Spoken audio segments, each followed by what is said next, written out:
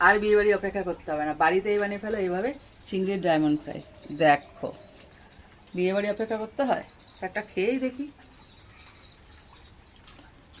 Heavy হয়েছে খেতে, লাস্টটা ধরবে আর খেয়ে নেবে। চিংড়ির ডায়মন্ড ফ্রাই বানানোর জন্য একটা ব্যাটার রেডি করব। তার জন্য এখানে প্রথমে নিয়ে নিচ্ছি ময়দা,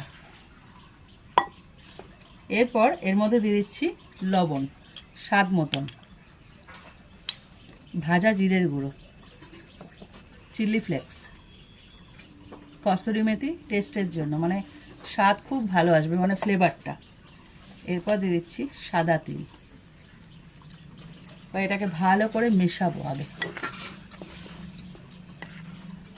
ভালো করে মেশানো হয়ে গেছে, এবার এর মধ্যে একটা ডিম ভেঙে দিয়ে দেবো।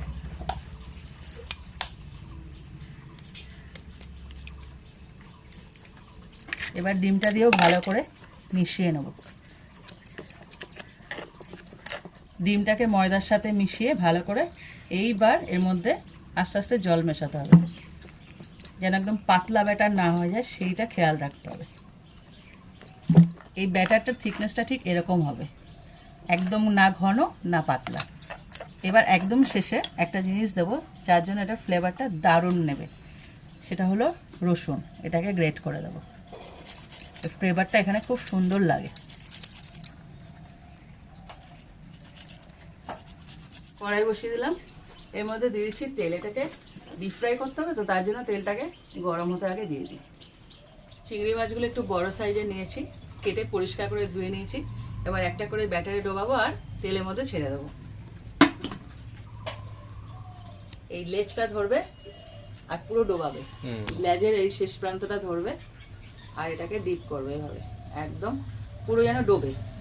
ডুবে এর কোটিনটা এর পুরো গায়ে লেগে গেল। এইবার একটা করে তেলে ছাড়বে। কোটিনটা এনে তো শক্তপোক্ত করতে হবে। হ্যাঁ, কোটিনটাই মেন। আর পুরো চিংড়ি মাছ ছাড়ালে লেজটা ছাড়াবে না, একটু বড় সাইজের চিংড়ি তো অসুবিধা হবে না, যার জন্য এর পেছনটা ধরতে সুবিধা হবে। ধরবে কি, এটি তো সুন্দর করে ভেজে নিয়েছি একদম লালচে করে। এবার এটাকে তুলে নেব। পুরো বিয়ে বাড়ির মতন দেখতে হয়ে গেছে। হ্যাঁ, এরকমই তো হয়, খেতে দুর্ধর্ষ। এরকম হবে, একটু সস নেবে অথবা কাসুন্দি। হ্যাঁ হ্যাঁ, কাসুন্দি দিয়েও ভালো লাগে, তবে চিংড়ির সাইজটা একটু বড় হতে হবে। হ্যাঁ, ভালো লাগবে, তবেই ভালো লাগবে।